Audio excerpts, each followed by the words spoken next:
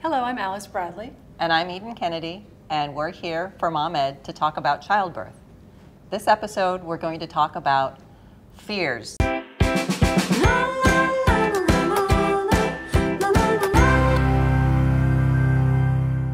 Michelle's back with us because she's about to give birth very soon. Yep.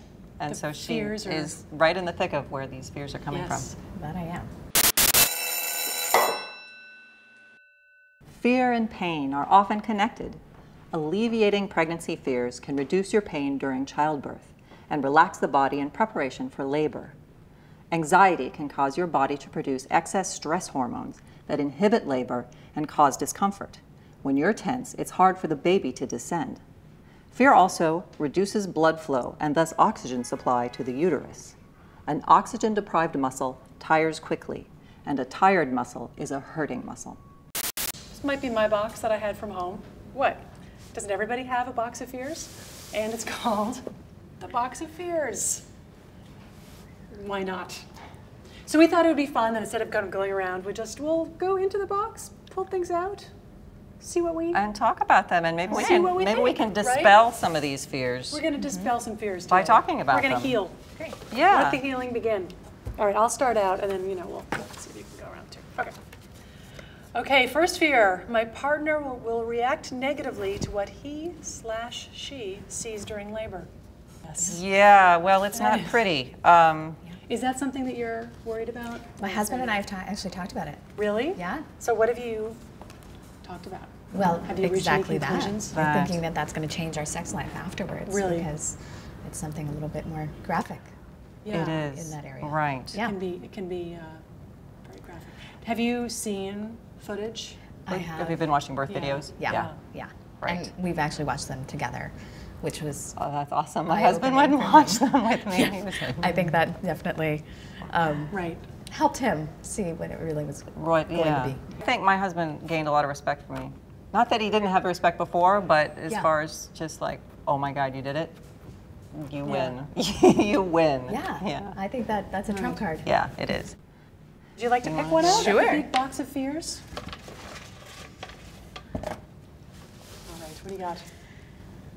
My doctor will not be there for delivery. Oh, do you have a doctor or a midwife? I actually have a midwife. Yeah. I decided to go with a midwife. Okay. But that would be unfortunate if she was not present. Is it a team of midwives, or is just one single? It's two midwives that work together. Oh, okay. Yeah, so depending on who's on call. Who's on call, but you're comfortable with both of them? And you don't like the other? Right. They're actually both fantastic, luckily. That's great. It's too nice. Yeah. Right. But were you in a practice, you would want, a medical practice, you would want to know all the doctors, because anybody could show up. I switched practices because of that, though. The practice I was at before seemed a little large. Yeah. And it felt like I could never actually get to know the doctors, which that also became a little bit of a fear. Never mind, not the doctor not being there, but not knowing who's going to walk in the room. Right. All right. More fears.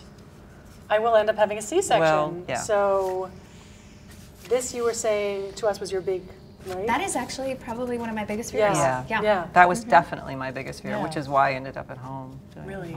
Yeah. Interesting. Yep. And I guess unnecessarily so. I Yes. think if it gets to the point that I feel like I've done everything possible and my midwife has explored all options and we get to the point that then the intervention is necessary, then I think I'll be okay with it. But if I felt like that was getting forced upon me unnecessarily. That your power is being taken away and people are just doing this because of time constraints. But the important thing too is to have this conversation with your doctor, right? Like your midwife is on the same page as you. And it's like, well, if I have a golf date, you might have to. Yeah, it's 6 o'clock. I need to get home for dinner, so you're having a C-section. Dinner is important. Right. Mom right there. Hello? Anyone? Will you talk to us?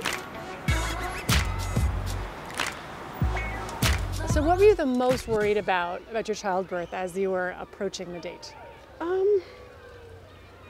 I guess I tried really hard to have people describe for me what it would feel like, and I would constantly ask people, so tell me exactly what it feels like. Don't just say it hurts, or don't, in books I read said, hold an ice cube in the palm of your hand and see if you can, no, not the same at all. Yeah. No. I wasn't really scared. I was praying to God that I had a healthy baby, and that was about it. And it did. And everything went well. What was your biggest fear? Oh, about childbirth, yes. What were you most worried about in the days leading up to it? I think naively I was not fearful at all. Everyone I talked to was like, oh, if you get the epidural, you'll be fine. Like literally my friends said this, my doctors said this, don't worry about it. You don't need to take a birthing class.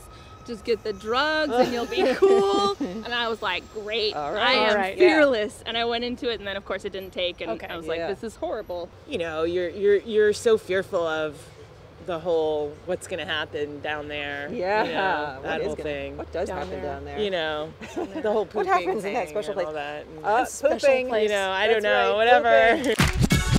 All our fears are done. We've healed. You're ready for birth. Huzzah! Huzzah! Our next episode is things nobody's going to tell you about birth. Right. Unless we do. Unless we do. Yes. Except for us, because we know everything. We do know everything.